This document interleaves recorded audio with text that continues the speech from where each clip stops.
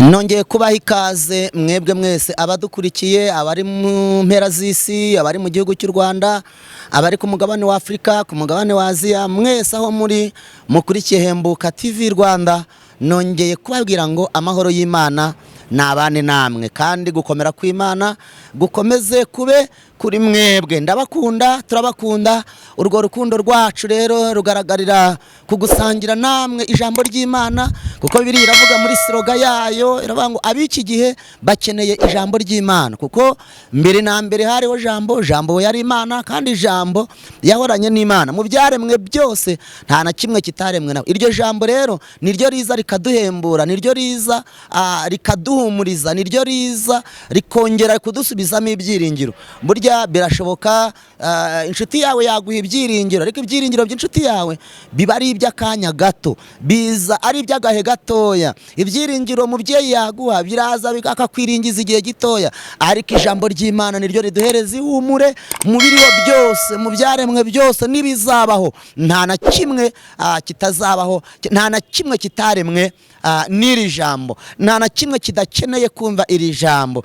Iyo mpamvu rero natwe tuba dufashe aka kanya kugira ngo dusangire ijambo ry'Imana, nubwo aba ari agahe gatoya, ariko uko byagenda kose ndagusaba kugira ngo ujye urikurikirana, ujye uryumva, kuko Imana ikuntumyeho kugira ngo tuganire muri iri jambo, nawe wumve icyo Imana igushakaho. Birashoboka waryumva uri mu kazi kawe, waryumva uryamye, waryumva uri mugenda mu modoka, waryumva uri ahandi hantu, aho waryumva uri hose. Icy'ingenzi ni uko wumva icyo Imana ishaka kuvugana nawe, nuko wumva icyo Imana yarigambiriye ku buzima bwawe. Amahoro y'Imana akomeza abe kuri wowe. Uyu mwanya rero nagiraga ngo tuganire kuri iri jambo ry'Imana ishyize ku mutima wanjye, rivuga ku bijyanye no gukomera, ibijyanye no kwiringira, ibijyanye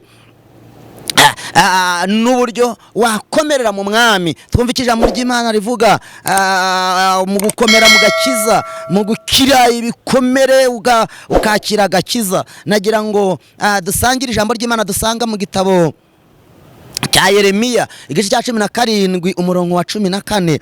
Haravuga ngo nkiza Uwiteka nzabona gukira, undokore nzarokoka, kuko ari wowe shimwe ryanjye, Imana yacu ihabwe icyubahiro. Uyu mugabo Yeremiya yavuze aya magambo, haravuga ngo nkiza Uwiteka, ndokora, mfasha, niwe wandokora, niwe wandengera. Mu by'ukuri nta mwana w'umuntu wari wese wakurengera. Uwa mwana w'umuntu wari wese wazanywe ashaka kukurengera ashobora kuza ariko agakora ibitandukanye n'ibyo wari umutegerejeho. Ariko Yeremiya amaze kwitegereza, amaze kureba, asanga Imana niyo yonyine yabasha kugira ikirema ikanagikomeza. Aravuga ngo nkiza Uwiteka, nkiza, nzabona gukira kwawe, nzabona gutungana, nzabona kwezwa rwose, nzabona kwakira agakiza, nzabona kwakira umunezero. Aravuga ngo nkiza Uwiteka. Ese wowe nshuti yanjye, iyo utewe n'amakuba, muririmbyi z'Umwuka Wera ararima ngo iyo utewe n'amakuba akomeye,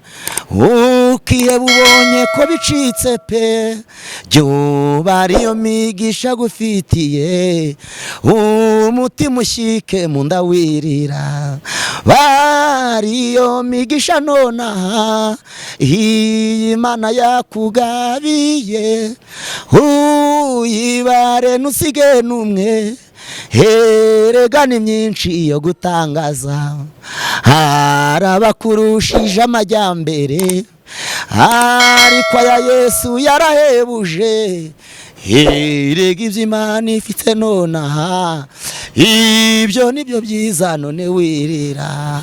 Bariyo migisha yose Yesu agufitiye ni myinshi, ngo ndetse yanagutangaza, iratangaje. Iyo migisha Imana ifite, mu kiganza cy'Imana harimo imigisha, mu kiganza cy'Imana harimo byinshi. Icyo nagusabira ni kimwe gusa, ni ukugira ngo Imana ifumbature igipfunsi cyayo, ihaze kwifuza kwawe. Nk'uko uyu mugabo Yeremiya yabivuze, nawe yarageze mu bikomeye. Aravuga ngo nkiza Uwiteka, nkiza untabare, ndabona agakiza kawe, nkiza ndabona umunezero wawe, nkiza, muri wowe harimo byose, muri wowe niho ndi bubonere kugubwa neza. Mu by'ukuri umunezero amafaranga ataguha, umunezero umugore wawe ataguha, umunezero abana bawe bataguha, umunezero ababyeyi bawe bataguha, umunezero imodoka ugenda mutaguha. Ndagira ngo uwo munezero uri kuri Kristo, uwo munezero uri ku Mana.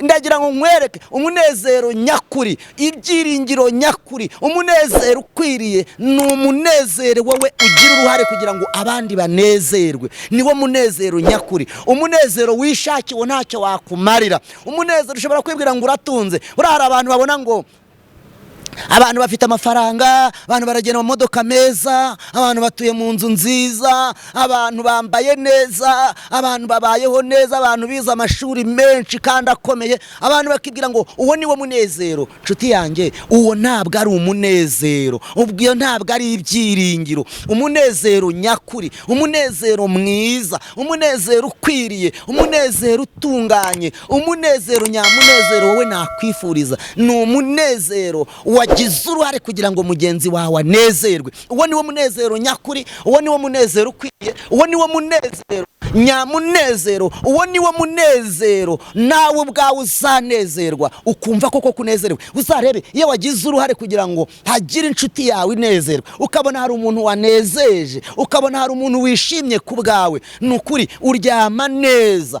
ukaramuka neza. Niyo urimo kugenda ugenda wumva nukuri uri muri uwo munezero, uri muri ibyo byiringiro, uri muri nawe wumva ushisha, wumva ubyibuha, wumva uwo munezero. Rero bari uharanire kugira ngo ugire uwo wanezeza, uharanire kugira ngo ugire uwo wakwishimisha, ugire uwo nawumva wagira umunezero ku bwawe, kubera ko kwinezeza ubwawe. Mbese ubundi nimwinezeza muzahembwa iki? Nimwinezeza muzatunganirwa iki? Nimwinezeza muzagera ku iki? Umunezero mwiza, umunezero ukwiriye, umunezero nyakuri, umunezero nyamunezero ni umunezero wagize uruhare kugira ngo hagire unezerwa. Ndagira ngo ubwire ngo ibyo washaka byose, ibyo watunga byose, hari ababitunze batabifitiyemo umunezero, hari ababitunze babifitemo amarira, hari ababitunze bari kubitabarizamo, hari ababitunze barara babiriramo. Akaba ari mu nzu nziza, umuntu akaba ari mu nzu nziza, ubona ko wamubona ukabona ari mu nzu nziza, ariko wakubwira uko aba yaraye wakwifuza kutayigeramo. Ntabwo wakwifuza kugira ngo ugire iyo nzu. Kubera iki? Kubera ko akenshi na kenshi ntabwo tumenya ngo ese uriya muntu biriya twita umunezero we awufite, yawukuye hehe, awubona ate, yawuhawe n'iki? Rero niyo mpamvu nkubwira ngo Uwiteka wenyine, Imana yo mu ijuru yonyine aba ariyo ikunezeza.